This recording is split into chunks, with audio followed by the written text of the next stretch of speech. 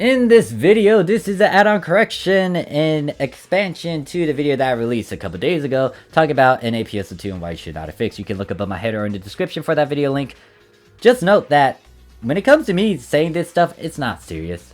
It's me giving advice and helping those who want the advice. Now, you might be saying, Morph, you said you should not affix and stuff. That is entirely wrong. Yes, I know it's wrong, but at the same time, you should understand what should mean. It's different from me saying something like you must not affix. Understand that I chose that specific word and that title to see how you guys would react, especially those in North America PSO2, to see what is causing some issues here and there.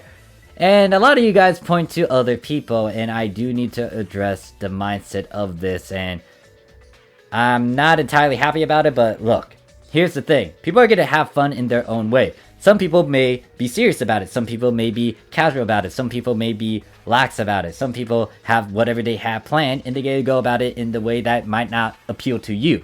For example, maybe they will most likely not worry about a bunch of endgame stuff and, you know, be chill about it and just go about it in their own silly fucking way.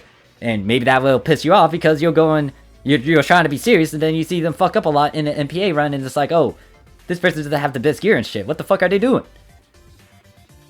Everyone has a different mindset and plan, and yes, I could advise so much things, and I understand why some of you guys might be mad at me with that particular video, because of the fact that it is misleading in a way, and I've been emphasizing a lot of things, and it's kind of giving an excuse for new players not to really affix. But honestly, common sense of a gamer is that if you're playing a game that is increasing in difficulty, if there are ways to improve on yourself, then you should improve on yourself. It's the same with real life, because guess what? People are going to try to tell you otherwise and tell you how to live your fucking life sometimes, or maybe to give you bad advice. It's up to you to make that final decision. For example, if I really want to improve on my health, if I want to work out every day and commit to that, I might have a couple friends that would see me struggle and stuff, and they would say, hey, look, Morph, you might want to rest on a Sunday. Like, take it easy, go out and eat some ice cream or something. It's my final call to agree with them or not to agree. If I want to be committing to something though, if I want to make sure that I do improve, you need to push. You need to get out of your comfort zone. You need to do what you need to do. So if you need to improve and you are aware of the fact that you need to improve, then you should go out of your way to improve regardless of what anyone else says. You need to seek that information out. This game is not old. Understand that this game is 8 years old. Yes, it's new over there in North America / global, but we got the Japanese PSO2. This game has been out for 8 years. There is 8 years worth of knowledge throughout the game. So, do what you need to do to better yourself if you want to better yourself. If you do not want to better yourself and you are perfectly doing whatever the fuck you want to do, then that's on you. I'm not going to be serious about this. I'm not going to try to tell those guys to be serious about it. This is a fucking video game. Play it as you see fit. Some people will want to capitalize on the market. Some people will just goof off and just play around with the fashion stuff. Some people might actually be serious about in-game stuff. You play the game how you want to play it. I am not going to babysit you and like try to tell you to be technical about it. You guys that are trying to advise all these people, if they're not going to take your advice first-handedly, then don't pressure it. Don't continue to try to persuade them, because guess what? If they have a certain mentality and mindset of they're going to play the game how they want to play it, and if it's not involved with the technical stuff, then what are you going to do? Now, solutions to this is to back the fuck away. Go find some friends that you can hang out with. Find other people that you can form MPAs with. Get in contact with a bunch of different teams. Do what you need to do so you can have a good, fun time. Like, yes, you might be forced to go into a random MPA because all your pals are offline, or maybe your team is offline. You can't do a team MPA. Then that's it. Like, yeah, you might bump into those individuals, but you shouldn't really dwell on the fact that, like, hey, look, these people are shit. Why are they playing on extra hard and stuff? Yeah, that happens over here in Japanese PSO2, regardless of like non-expert and expert. But at the same time, understand that people purposely go into non-expert to help those who need the help because they are new. They don't know how to do stuff. Understand that mining defense, for example, is hard if you don't know what the fuck you're doing. If you don't know the major threats and you don't know how to play the actual game, then it's gonna be hard. If you got a bunch of new players just running around, they're gonna get frustrated at the fact that, like, you know, they don't know what the hell they're doing. Especially if you decide to go into Japanese PSO2 right now. Like, if you don't know much about some of the mechanics and stuff because you haven't played the game in the beginning, you're just gonna be ignorant, period. Now, there's so much shit. That's all I can say, but I'm not gonna dwell on it as much. This is on you to figure it out. And When it comes to improving on yourself, there's 4 factors you gotta consider. Affixing will be the last one just because you still need to focus on these first 3, then you can worry about affixing. Because skill is important. Because you can do so well even with the shittiest gear and the shittiest affixes. Like, I can't prove that because I'm not that skilled. There have been Japanese players that were able to do that. Some Japanese players ran on a certain quest without no units whatsoever. Some players over here are able to use like low rarity weapons and they can do a shit ton more damage than what the current equipment is. That is possible. They have the skills to do that. They got the knowledge to do that. And not only that, when it comes to skills as well, you can easily go onto a class and do whatever you need to do. If you are given the shittiest equipment, guess what? If you go onto a battlefield with the shittiest equipment, but you're able to live through that, and you're able to withstand the fight, you can prolong the fight because of the stuff that you know, then that's good on you. Secondly, it's builds, because guess what? If you get to play a certain class, you gotta have a certain build, you gotta do certain things, and you're gonna have a certain playstyle that you wanna go towards, so you're gonna make a build around whatever you want to do in game. Third, gear. Just having the right gear. It doesn't matter about the affixes just yet. Having the right gear to go to these higher difficulties will give you a better chance of getting a bit more damage, or a lot more damage, depends on what you upgraded yourself into. And then it will help you survive in most of the content. For North American PSO2 right now, I would say just having a 13-star and 12-star units will help you get through most of extra hard. Lastly, when it comes to affixes, that's when you want to finalize stuff because you have the stuff that you want and you want to upgrade it. But do you really need to do it right now? No. Yes, there are easy budget builds that you could go for. Maybe you can't easily spend a 10 mil on a certain affix that someone recommend, but I can tell you that you can easily farm for all this shit. You can affix smart and spend just like 1 mil per unit piece. In total, you might be able to spend like 5 mil on an affix for both your weapons and all 3 of your units. If you know how to play your cards right, if you know how to affix smart and farm smart. And when it comes to you farming for your stuff, maybe you don't want to farm for it. That's why you decide to buy off of it. You do whatever the hell you want to do. You got your battle plan. Hopefully you got a battle plan. You need to figure shit out yourself because that's going to be important in real life as well. But yeah, do whatever you need to do. Like, I can say so much stuff. Anyone else can say the same amount of stuff, but it's up to you to figure that out. And once again, I understand that people are frustrated with those who don't have the best gear. And they're purposely holding you back and the MPA back. And maybe it will cause the entire run to fail and you get pissed off at it, but it's a fucking video game. Like, if you want to avoid that shit, then once again, go find contacts, go find people that will help you get away from that. There are gonna be ways to contact other groups and people. You got like Discords, you got multiple ways to socialize.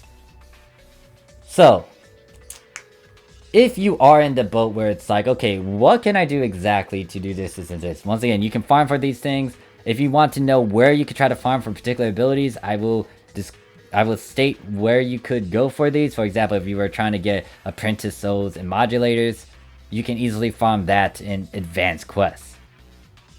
When it comes to you getting flints, for example, alter abilities, you can do that through extreme quests. When it comes to grade 3 abilities, a lot of you guys told me that it's a hard drop, but some of you guys mentioned it was from super hard advanced quests and do super hard advanced quests. If you need to know formulas and techniques to actually make it cheap, or like upgrade a grade 2 to a grade 3, there are videos talking about how to do that upgrade. Seek the knowledge, do whatever you need to do, but if you personally farm for your stuff, you're also getting experience in terms of farming and doing other things. 1, you're farming. Understand that this game is farm heavy. You are gonna farm for your gear later on. You cannot buy stuff right off the bat. You have to farm for it. Currently, right now, for North American PSO2, they're making it easy because you can easily buy stuff, which is good and bad. It's good because guess what? Some people who actually got this drop and they want to get a profit off of it can sell it. That's great and all, but at the same time, the mentality over here in the Japanese PSO2 in the past, you could not do that. When 13 stars were the highest rarity, you could not buy them. The same could be said with 12 stars as well during that time. You could not buy them. You had to farm for them. If you want that particular weapon that has a certain potential, you will need to farm constantly to try to get it. And guess what? RNG is a bitch, but you will have to deal with it. Secondly, when it comes to you farming a lot, guess what? You are fighting. You are getting that experience. Now, it might not be the best fighting experience, which then you will have to do other things for so you can improve on yourself, but you are getting battle experience, which will help you get a bit more experience in terms of getting familiar with the class that you are playing with. Thirdly, You get to go into affixing with these things. Like, yes, all these pieces by itself is a piece of junk, or it's not great by itself. But once you get into the process of farming for all this and then using it so you can make your affixes, then you will start to get comfortable with the affixing process in itself. And when it comes to you being serious later on, you can easily tackle that without any issue whatsoever, or without being as scared compared to the first time you've seen the process and you heard about the stories and stuff. Fourthly, you're saving money because you're not spending on someone on the market. If I'm able to cheaply make this for 3 mil and have the same stats as that one person that decided to spend 10, 20 mil on their affixes, it's a win in my book. Once again, this depends on how you want to view this. This depends on if you want to take this advice. This is ultimately up to you to figure that shit out.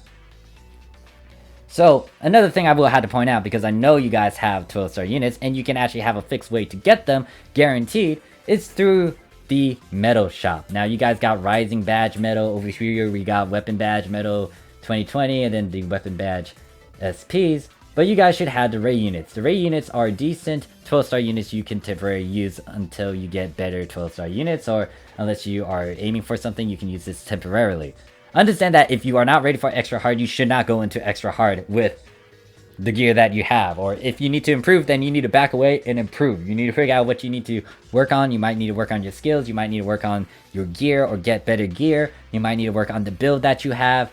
You might need to work on the affixes, but once again, affixes are the least of your worries. Figure out what you need to do. But there are ways to get certain stuff temporarily. For example, this unit piece right here by trading in a bunch of badges. Figure out how you get those badges. When it comes to you doing collection files, guess what? That is a temporary 13-star that is already at plus 30 and with a couple of fixes. Now, it's not the best 13-star. It's only for a temporary use until you get something better. Something that can hopefully match your playstyle. Depending on how you want to play the game, if you want to buy it or farm it, do whatever you need to do. And when it comes to some basic affixes, that is cheap. Like, a lot of people are talking about like noble power and having like 100 plus attack and stuff. You can easily do that with like 3 certain abilities. Let me show you. Like this thing over here. It's units. This thing over here. This didn't cost as much. I use an Apprentice Soul, Alter Magia, Technique 3, Latin Fever. Farm altars or flints from Extreme Quest. Apprentice Soul, do an advanced quest, you'll bump into that chick. Technique is pretty much casting 3, it's a common 3 ability, and then a fever. A seasonal fever, which is Latin Fever. This thing is able to give me 100 T attack, giving me a bit of HP, PP, Dex, and S and R attack.